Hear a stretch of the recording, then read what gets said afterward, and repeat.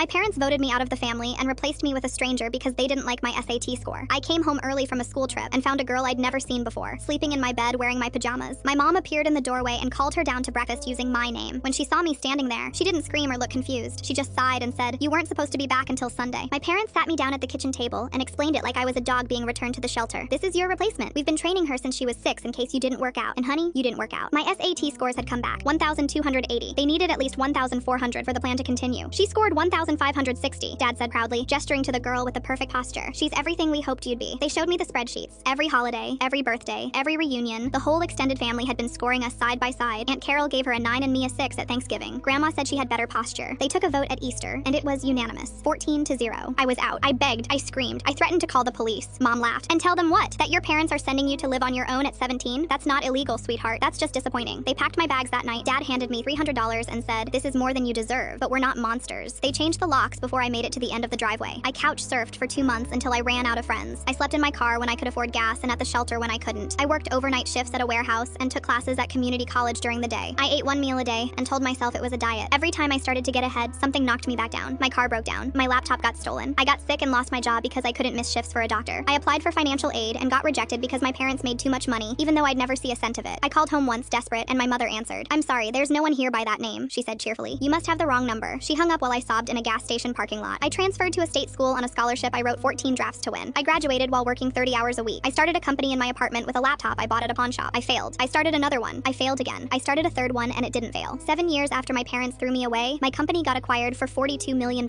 I was in magazines. I was on podcasts. And then my parents showed up. They were waiting in the lobby of my office when I came back from lunch. Mom was crying. Dad was holding flowers. "We made a terrible mistake," Mom sobbed. "We were so focused on metrics that we couldn't see what really mattered. The replacement didn't work out," Dad added. "She scored well, but she had no drive, no ambition, no fire. She just did what she was told and waited for the next instruction. She failed out of college and moved back home, and now she just sits in her room all day. We should have seen that you were the one with real potential," Mom said, reaching for my hand. "The way you survived, the way you built all this from nothing. That's what we should have been measuring all along. We want you back. We want to be a family again." I let them finish. I let them grovel. I let them paint their beautiful picture of reconciliation and redemption. Then I said, "You voted me out, 14-0. Aunt Carol gave me a 6. Grandma said I had bad posture. You changed the locks before I made it to the end of the driveway. We were wrong. We know that now. You told me I was a disappointment. You gave me $300 and said it was more than I deserved. You pretended I didn't exist when I called begging for help. We can make it up to you. We can be a family again. Please." I smiled at them the way Mom used to smile at me when I failed a test. "I'm going to take a vote," I said. "Raise your hand if you think I should let you back into my life." They both raised their hands, hopeful. "That's 2. Unfortunately, the only vote that counts is mine." I pressed the button on my desk. "Security, please escort my guests out. They're not on the approved visitor list, and they never will be." Brianna found me online a year later. That was the replacement's real name. My parents went through 2 more girls before they ran out of money. None of us talked to them. All of us talked to each other.